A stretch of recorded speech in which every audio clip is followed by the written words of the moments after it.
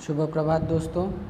मैं अमित सर वत्सला भाई वनमाड़ी school of scholars Armori की तरफ से आज हम आपके 8वीं कक्षा की हिंदी की नई कविता जिसका नाम है क्या होगा यदि, इस कविता की हम आज चर्चा करने वाले हैं। इस कविता को पढ़ेंगे हम।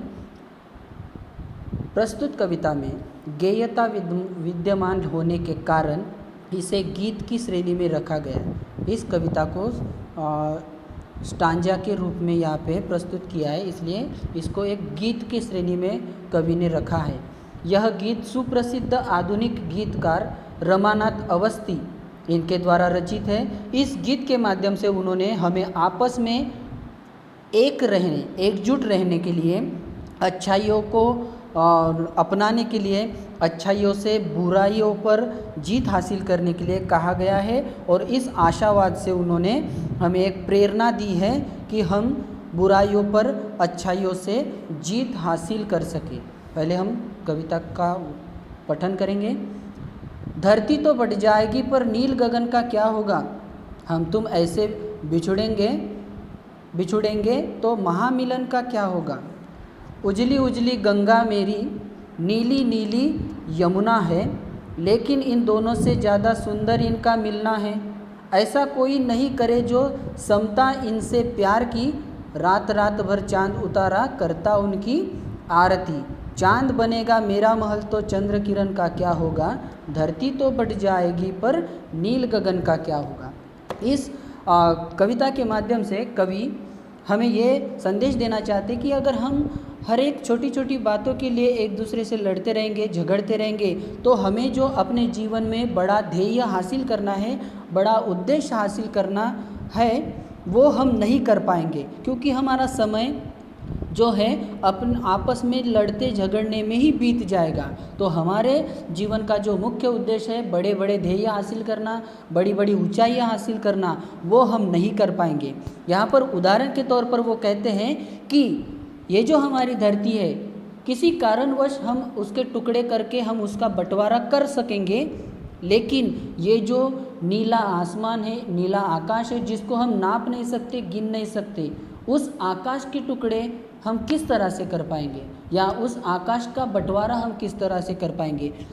थोड़ी देर के लिए माना जाए कि धरती के बंटवारे हम कर भी लेंगे, मतलब हम एक दूसरे से झगड़ कर अपनी अपनी ज़मीन को हम बांट भी लेंगे, लेकिन इस पूरे आकाश का बंटवारा हम किस तरह से कर पाएंगे। वो कहते हैं कि हमारी जो गंगा यमुना जो नदियाँ हैं, पवित्र नदियाँ, वो अपने में बहुत ही सुंदर है, परंतु जहाँ उनका मिलन होता है, उन्होंने ये कहा है कि गंगा यमुना बहुत ही पवित्र नदियाँ हैं, वो तो अपने आप में एक सुंदरता का बहुत बड़ा उदाहरण है, लेकिन उनसे कई ज़्यादा जिस जगह पर उस गंगा यमुना का मिलन होता है, संगम होता है, वह जगह और भी ज़्यादा पावन और भी ज़्यादा सुंदर दिखाई देती है। दोनों ही नदियों में तुलना ही नहीं की जा सकती, यानी दो नदियाँ अलग अलग जगह से बहती हुई आती है तो हम पहचान सकेंगे कि ये गंगा नदी है और ये यमुना नदी, लेकिन जिस जगह पर वो उनका संगम होता है, उनका मिलन होता है, और उसके बाद से उनका प्रवाह एक होकर आगे की ओर अपना प्रवास शुरू करते हैं, अपनी मंजिल की ओर वो दोनों नदियाँ मिलकर आगे बढ़ती है, तब हम इन दोनों में फ़र्क नहीं निकाल सकते, यानी उन दोनों में से हम तुलना नहीं कर सकते, दोनों की तुलना नहीं कर सकते, क्योंकि चाँद जो है वो कभी भी भेदभाव नहीं करता।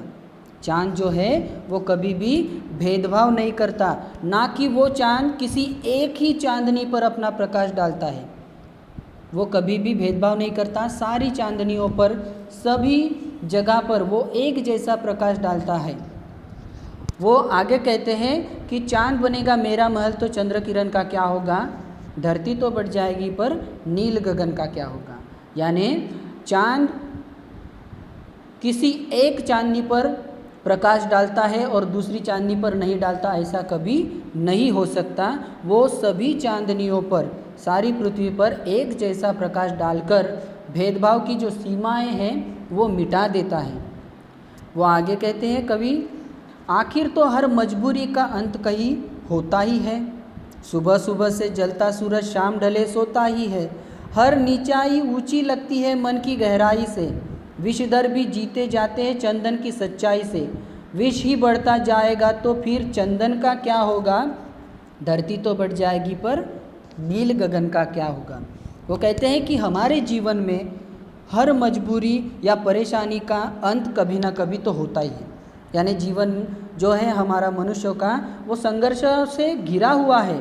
हर संघर्ष को हम पार करके कभी ना कभी उस समस्या का निराकरण करके हम अपना जीवन सुखमय बनाते ही है। मतलब हमारे सामने आने वाली हर कठिनाइयाँ, हर समस्या या हर मजबूरियाँ, उनका कभी ना कभी अंत होता है। एक ओर से वो कहते हैं कि जिस चीज़ का निर्माण होता है उसका विनाश निश्चित है।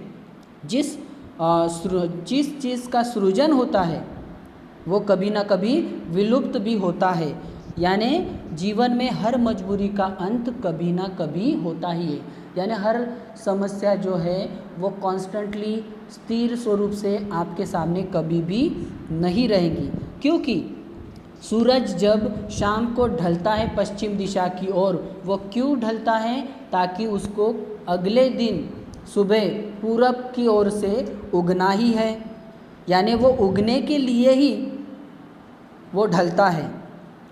और वो कहते हैं कि जैसे सुबह के बाद शाम आती है, सूरज उगता है, सुबह के बाद शाम को सूरज डूबता है, तब शाम का समय आता है। अगर हमारा दिल बड़ा है, हर नीचाई ऊंची लगती है मन की गहराई से। अगर हमारा दिल बड़ा है तो छोटी छोटी चीज़ों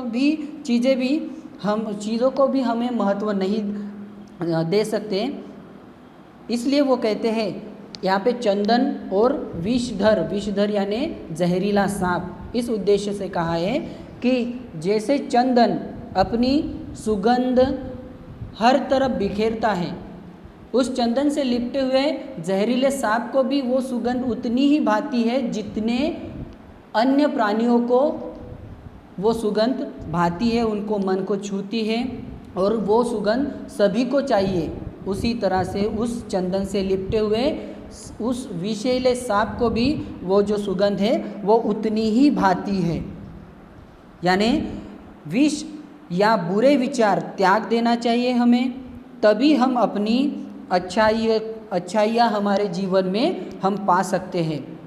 अगर हम ऐसा नहीं करेंगे, हमारे मन में अगर विष ही भरता रहेगा या जहर ही भरता रहेगा, तो फिर उस चंदन का मतलब क्या होगा, उस चंदन का अर्थ ही क्या होगा। इसलिए कवि कहते हैं कि इस धरती का तो बंटवारा हम कर ही लेंगे, लेकिन इस जो नीले गगन है, नीले आकाश का हम क्या कर पाएंगे, उसका बंटवारा हम किस तरह से करेंगे। इसके आगे की कविता का स्पष्टीकरण अगली तासिका में देखेंगे। धन्यवाद।